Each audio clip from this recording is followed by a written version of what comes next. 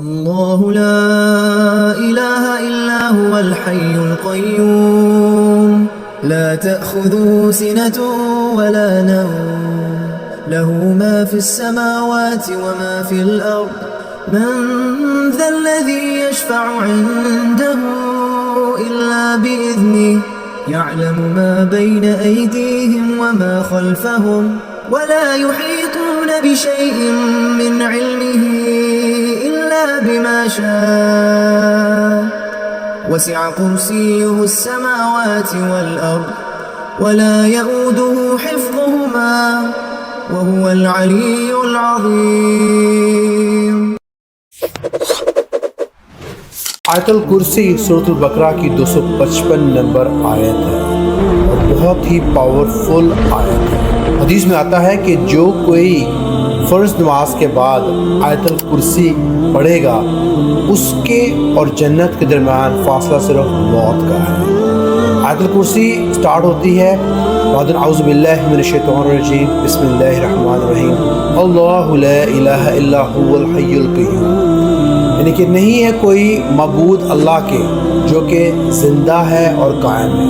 اس کا مطلب یہ ہے کہ اللہ کے سوا کوئی معبود نہیں ہے اور وہ تمام تخلیقات جہانوں کا رب ہے. اس کے سوا کوئی عبادت کے قابل نہیں ہے، کوئی چیز کے سوا عبادت قابل نہیں ہے. خدا اس گناہ کو نہیں بخشے گا کہ کوئی اس کے ساتھ شرک کرے. وہ شرک کے علاوہ اللہ تعالیٰ ہر گناہ کو بخش دیں گے، لیکن شرک ایسا گناہ ہے اللہ تعالیٰ اس کو معاف نہیں کریں گے اور اس کی سزا یقیناً جہنم ہی ہوگی. لا تأخذه سنة ولا نوم، اسے نہ اونگ آتی ہے اور نہ ہی نیند. اس کی کامل صفات میں یہ حقیقت بھی ہے کہ وہ کبھی نیند یا اونگ سے متاثر نہیں ہوتا ہے. اس کی طاقت بالکل کامل ہے. اللہ تعالیٰ فرماتے ہیں قرآن میں ایک اور جگہ سورۃ القاف آیت 38 میں، اور ہم نے آسمانوں اور زمین اور جو مخلوقات ان میں ہیں سب کو 6 دن میں بنا دیا اور ہم کو ذرا تھکان نہیں ہوئی. لہو ما فی السماوات و ما فی الارض، جو کچھ آسمانوں میں اور جو کچھ زمین میں ہے سب اسی کا ہے. اس سے ظاہر ہوتا ہے کہ ہر ایک اپنے اختیار کے تخت اللہ کا خادم ہے. زمین پر یا آسمانوں کی ہر چیز اللہ کی مملکت ہے، وہ ہمیشہ رہنے والی طاقت ہے.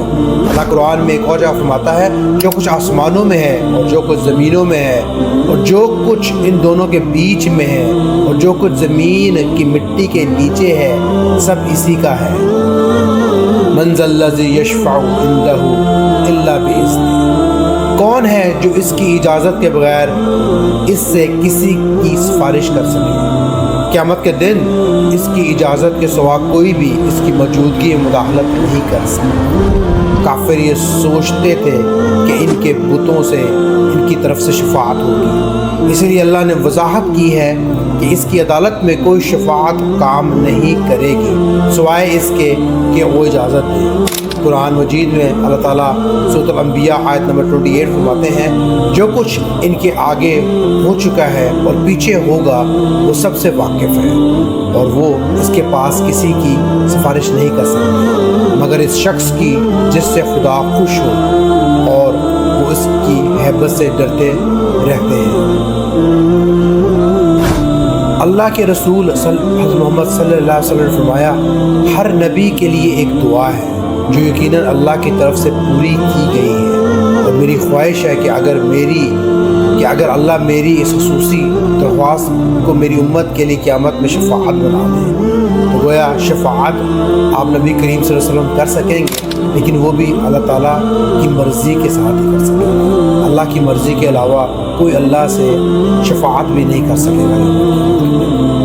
یعلم ما بین ایدیہم وما خلفہم، جو کچھ لوگوں کے روبرو ہو رہا ہے اور جو کچھ ان کے پیچھے ہو چکا ہے اسے سب معلوم ہے. اس سے مراد تمام مخلوقات کے بارے میں اس کا کامل علم ہے، ماضی، حال اور مستقبل سمیت. یہ اللہ کے علم کا ثبوت ہے جو تمام جہانوں کو گھیرے ہوئے ہیں.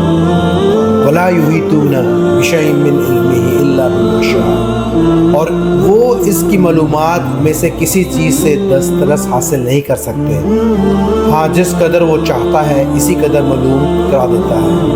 آیت کا مطلب یہ ہے کہ اللہ جو علم دیتا ہے انسان کو، انسان صرف وہی لے سکتا ہے، اللہ کے اختیار میں ہے کسی کو کیا دینا ہے۔ آیت کا یہ حصہ اس حقیقت پر زور دیتا ہے کہ اللہ کی اجازت کے سوا کسی کو کوئی علم نہیں ملتا۔ سورۃ الجن آیت نمبر 26 اور 27 میں فرماتے ہیں، غیب کی بات جاننے والا ہے اور کسی پر اپنے غیب کو ظاہر نہیں کرتا، یعنی کہ اللہ تعالیٰ ہی صرف غیب جانتا ہے اور کسی کو اپنا غیب کی علم ظاہر اللہ تعالیٰ نہیں کی، صرف اللہ ہی غیب جانتا ہے۔ اور جس پیغمبر کو پسند فرمائے تو اس کو غیب کی باتیں بتا دیتا ہے اور اس کے آگے اور پیچھے نگہبان مقرر کر دیتا ہے، یعنی کہ اللہ کے اختیار میں ہے کہ اللہ تعالیٰ اگر کسی کو غیب کا علم دینا چاہے تو دے سکتا ہے، لیکن غیب کا علم صرف اور صرف اللہ تعالیٰ ہی کے پاس ہے اور اللہ تعالیٰ ہی اس علم کے مالک ہے۔ وسع کرسیہ السماوات والارض، اس کی بادشاہی آسمان اور زمین سب پر حاوی ہے۔